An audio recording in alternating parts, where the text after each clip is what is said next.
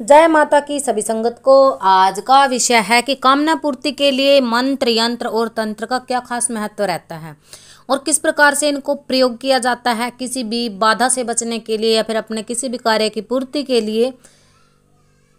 यंत्र का कैसे प्रयोग करें, मंत्र का कैसे प्रयोग करें और कहाँ तक ये संभव होता है और कहाँ तक ये सही होता है। और रही बात विश्वास और अंधविश्वास की, तो ये कितना सही है कितना गलत है, सभी विषयों पर आज चर्चा करेंगे, तो वीडियो में बने रहिएगा।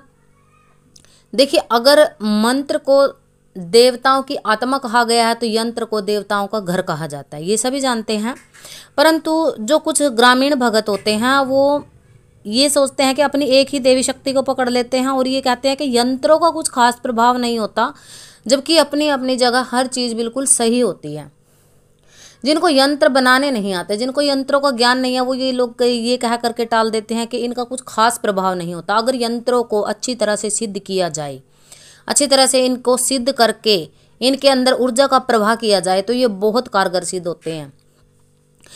रही बात मंत्रों की, अगर आपको गुरु की तरफ से कोई मंत्र मिल रहा है, गुरु मंत्र यानी कि जो पूर्ण रूप से चेतन है, एक मंत्र वो होता है जो पूर्ण रूप से चेतन होता है और एक होता है अर्ध चेतन। जो पूर्ण रूप से चेतन मंत्र मिलता है उसका क्या होता है कि उसको आप हफ्ता 10 दिन 11 दिन 12 दिन जब करते हो तो धीरे धीरे आपको जो है पॉजिटिव एनर्जी का प्रभाव आपके अंदर होने लग जाता है और आपका जो रुके हुए कार्य हैं धीरे धीरे करके एक एक कार्य आपके बनने लग जाते हैं। वो गुरु मंत्र का प्रभाव होता है जैसे ही आप उसका सच्चे मन से जाप करते हो।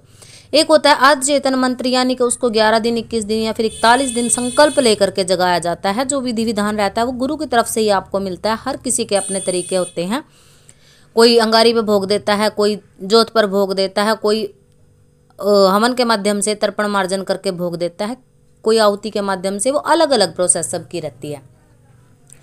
तो यहाँ बात हो रही थी कामना पूर्ति के लिए यंत्र मंत्र और तंत्र का कैसे प्रयोग किया जाता है। तंत्र का सीधा सीधा मतलब शरीर से होता है, यानी कि शरीर से जब हम कोई भी साधना करते हैं किसी भी चीज़ को, जैसे मंत्र हो गया, किसी भी देवता की सिद्धि पाने के लिए जब कोई भी साधना करी जाती है, कोई मंत्र को जागृत किया जाता है तो उसका अनुष्ठान किया जाता है। यानी कि संकल्प लेकर के जब हम किसी मंत्र का जाप लगाते हैं कि मैं इसको 51,000 करूँगा या फिर 1 लाख करूँगा या फिर 1.25 लाख करूँगा, इस प्रकार से संकल्प उठा करके जब किसी मंत्र का जाप किया जाता है और नित्य प्रति जितना हम संकल्प लेते हैं उतने मंत्र हमें रोज के रोज जपने होते हैं। इस प्रकार से मंत्र जागृत हो जाता है। उसके बाद उसका हवन तर्पण मार्जन करके उसको भोग प्रसाद दे करके जिस भी देवी देवता का वो मंत्र है, अपने कुल के देव, अपने इष्ट देव, अपने पितरों को सभी का भोग दे करके ही मंत्र पूर्ण चेतन होता है।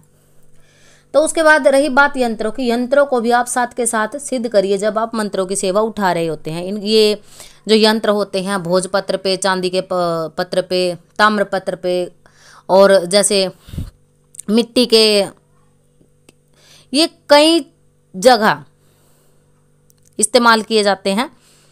तो ज़्यादातर तो जैसे मिर्गी का मंत्र हो गया, पीलिया का मंत्र हो गया, किसी औरत को जैसे पुत्र प्राप्ति नहीं होती यानी कि जो पुत्र गर्भ में होता है तो बीच में ही गर्भ समाप्त हो जाता है, तो गर्भ का यानी कि पूरा ना उतरना, इस प्रकार से कई यंत्र होते हैं जिन यंत्रों को मंत्र भोजपत्र के ऊपर अष्टगंध से या फिर किसी प्रकार की लाल शाही से, रक्त चंदन से, अनार की कलम से, इस प्रकार से बनाया जाता है।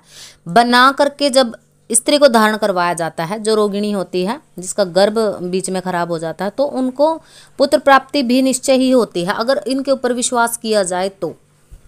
और जैसे मिर्गी का दौरा है, अगर आपने मिर्गी का मंत्र सिद्ध कर लिया है किसी ग्रहण में या होली दीपावली की रात्रि पर और फिर उसको आप लगातार जपते जा रहे हो, यानी कि 50-51 हज़ार की संख्या में आपने उसको जप लिया है, तो वो मंत्र क्या है आपका सिद्ध हो चुका है। और उसको आप भोजपत्र पर अंकित करिए, लाल सिंदूर से भी आप अंकित कर सकते हो, यानी कि लिख करके उसको ताबीज़ में धारण करवाने से मिर्गी के दौरे धीरे धीरे धीरे धीरे समाप्त होने लग जाते हैं। यानी कि कई बार जो विज्ञान भी जहां हाथ खड़े कर देता है वहां पर हमारे यंत्र मंत्र और तंत्र कार्य करते हैं, ये बिल्कुल सत्य बात है।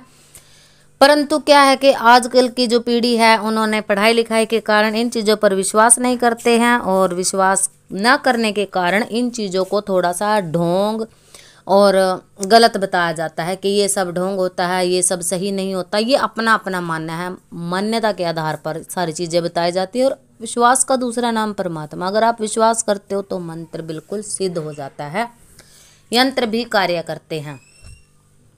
तो ये तो थी यंत्रों की बात और मंत्रों की बात। रही तंत्र की बात, जब भी आप किसी भी मंत्र और यंत्र को सिद्ध करते हो वो ही तंत्र कहलाता है। तंत्र की अपनी अपनी परिभाषाएं लोगों ने बता रखी है, ये कोई गलत चीज़ नहीं है। अगर इसका जन कल्याण के लिए प्रयोग किया जाए तो ये बहुत सही चीज़ होती है।